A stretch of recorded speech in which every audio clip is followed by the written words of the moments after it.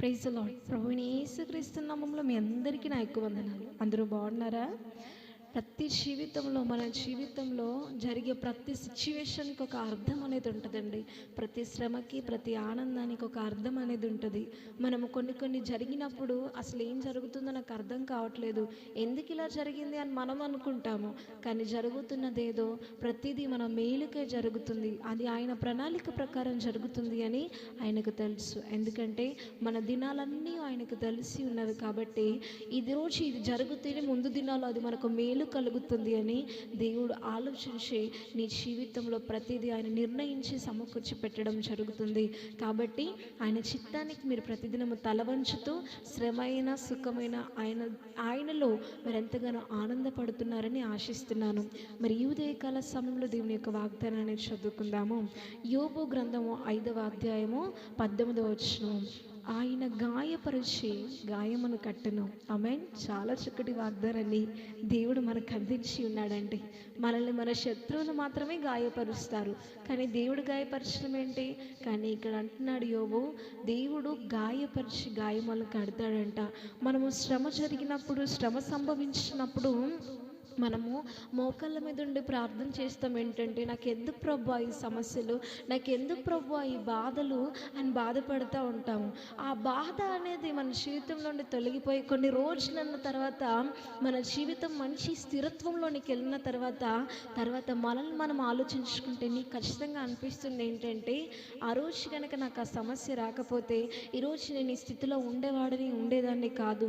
నిజంగా అంతా నా మేలు కోసం అభ్యసించిన అనంతరము కొన్ని అనుభవాల తర్వాత ఆ శ్రమ నాకు వచ్చిందే మేలైపోయింది అన్న ఫీలింగ్ అనేది మీలో ఖచ్చితంగా వస్తూ ఉంటుందండి. అప్పుడు మీరు అంటారు మోకాళ్ళ మీద ఉండి, ప్రభువా ఆ రోజు నాకు అట్టి శ్రమ, అట్టి గాయము మీరు ఇచ్చినందుకు నీకు వందనాలు ప్రభువా, ఆ గాయము నన్ను ఒక మంచి అనుభవంలోనికి నడిపించింది అని మీరు ఖచ్చితంగా అంటారు. అంటే అంతా మన మేలు కోసం, అంతా మన మంచి కోసం దేవుడు చేసే దేవుడు. యోసేపు గనక పరచబడకపోతే, యోసేపు గనక అన్నదమ్ముల చేత వెలివేయబడకపోతే ఆయనకు ఒక మంచి ఫ్యూచర్ దొరకకపోయేదేమో. దానియేలు గనక షద్రకు మేషాకు గనక ఆ యొక్క నెబుకద్నెజరు రాజు యొక్క ఆజ్ఞని వాళ్ళు ఫేస్ చేయకపోతే, వాళ్ళు ఒకవేళ షద్రకు మేషాకు నెబుకద్నెజరు యొక్క ఆజ్ఞ వారి జీవితంలో రాకపోతే వారు ఒక మంచి అధికారం రాకపోయి ఉండేదేమో. సింహాల గుహని దానియేలు చూడకపోతే దానియేలు ఒక మంచి స్థితిలో ఉండవాడు కాడేమో.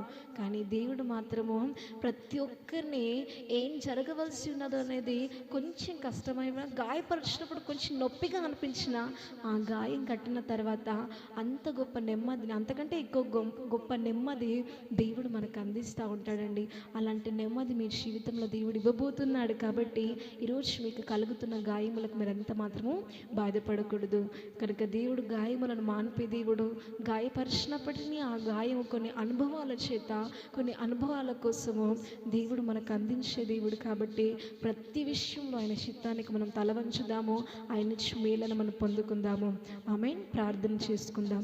పరలోకమందున్న మా తండ్రి, నీకు వందనాలు. చాలా చక్కటి వాగ్దానాన్ని ఈరోజు మాకు అందించినందుకు నీకు స్తోత్రాలు. మేము గాయపరచబడినప్పుడు ఎందుకు నా గాయం అని మేము బాధపడతాము, కానీ తర్వాత అభ్యసించిన అనంతరం అనుభవాల తర్వాత ప్రభువా ఆ గాయం నా మేలుకే అని మేము తెలుసుకుంటాం. ప్రభువా ఆ విషయం మాకంటే మీరు ముందుగా తెలుసుకొని ప్రతిదీ మా మేలుకే మీరు జరిగిస్తున్నందుకు నీకు వందనాలు. మా గురించి మేము ఆలోచించినంత కంటే ఎక్కువగా, మా తల్లిదండ్రులు ఆలోచించినంత కంటే ఎక్కువగా, మా దగ్గరి వాళ్ళు ఆలోచించినంత కంటే ఎక్కువగా కేవలం మీరు మాత్రమే ఆలోచిస్తున్నందుకు నీకు వందనాలయ్యా.